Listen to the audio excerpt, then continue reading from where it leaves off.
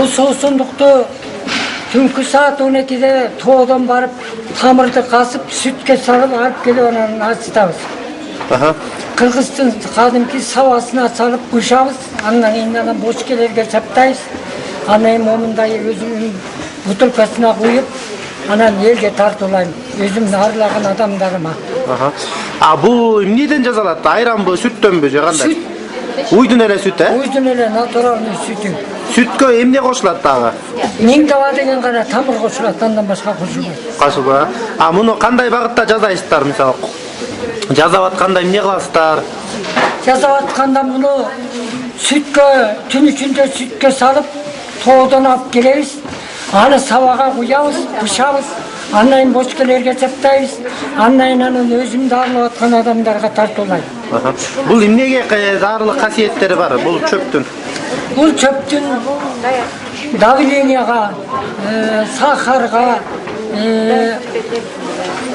иммунитти көтөрүүгө, адамды күч кубат берүүгө, ич аппараттарды оңдоого эмелери бар, жардамы бар. Бул кайсыл жактан чыгат ошондо? Адресин, дарегиңер кайсыл жакта жазалат? Эмгекчил айылында. Нарын районуна караштуу Эмгекчил айылында. Эмгекчил айылында.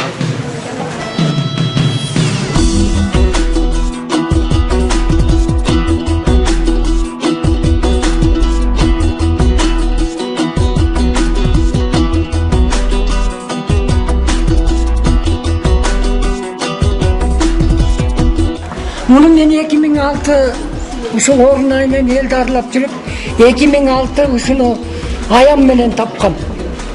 Ошондон бери ушуну элиме тартуулап, ушуну менен элди аралап, элди ушуну менен бир топ адамдардан соопчулугуна калып келдим. Бул облустук деңгээлдеби же атайын соода жайларында сатылабы же өзүңүздөр эле сатасыздарбы? Жок, андайга бербейм. Себеби анткени муну бирөө болбосо бирөө бузуп койсо эмгегим талаап кетет. Ошон үчүн мен өзүм гана дарылаган адамдарыма берем. Каалаган адамдар келип алып кетет, ичет, жакшы болуп сакайып кетип атышат. Атайын дарыгерлердин кандайдыр бир эмеси бар да, бул да уруксаттары барбы же? Бар. Бар, барды. Документтериңиздер бар. Сертификатым бар. Патенттен атайын уруксаты менен сертификатын алгам. Мен муну 90-жылы 2090-жылдан бери кичи дарылап келдим. Ошондон бери ушуларды колдонуп, ушуну менен далай элди айыктырдым бара. Мунун жаманчылык жагы жок, элге жардамчылык жагы жакшы. Ошон үчүн буга мен Миңдава деген ат койгом. Миң орога даба болсун деп койгом. Бир ушул кутучасы канча сом турат? 150. 150 сом. Бирөө дарыланыш үчүн канча бир курстардан өтүш керекпи, канчаны ичиш керек? 3 бутылкасы бир курс болот. Андай айтсам, 7,5 литр бир курс болот. Мына могу жерде жазылып турат. 7,5 литр. 7,5 бутылкасы. 8 литр болот да. 8 литр, бир курс болот, 8 литр. Бир курс болот.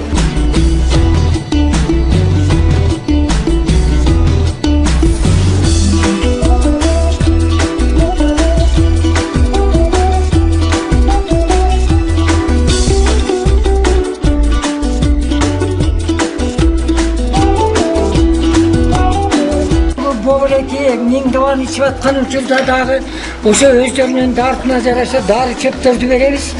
Ошо дары чөптөргө аралаштырып ичсе, огойдор тем более аябай жардамы жакшы тиет да.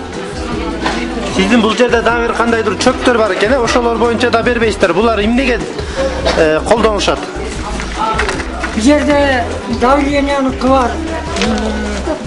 Ар бир чөптүн бирөөсүнө ар бирине бирден токтолсоңуз, ар бир чөптү Мына гиготы деп коет.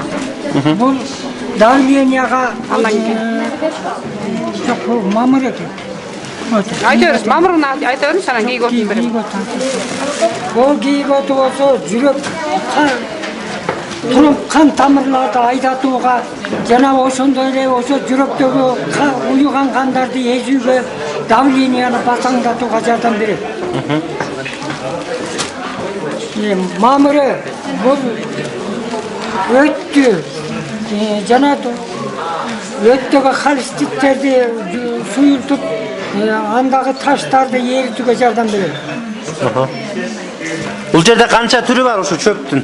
Бул жерде көбүрөөк түрү бар. Буларды өзүңүз терип келесиздерби атайын тоого чыгып? Өзүм терип келем. Кайсы жактын тоолорунда мындай чөптөр өсөт?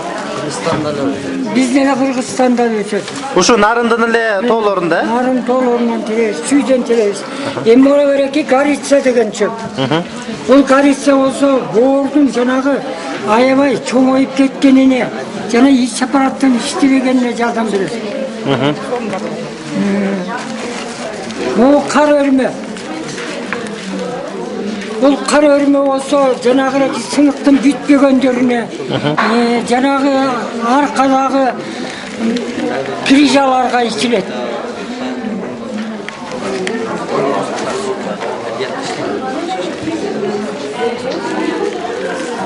Ушул тармакта канча жылдан бери ушинтип дары чөптөр менен иштеп келесиз? 90-жылдан бери. 90-жылдан бери. Рахмат. Угулак деген чөп боор экен. Бул айугулак жана бөйрөктөгү тустарды, жана бөйрөктөгү уюп калган шлактарды, жана бөйрөккө кээде тиги зара чыкпай калганда бөйрөктүн чылгагы менен бөйрөктүн ортосуна суу толуп калат. Ошолорду айдатууга ичилет. Сиздерге ошо кандайдыр башка жактан дагы келип ушинтип дарылаталы деп келсе кабыл ала бересиз? Ала беребиз.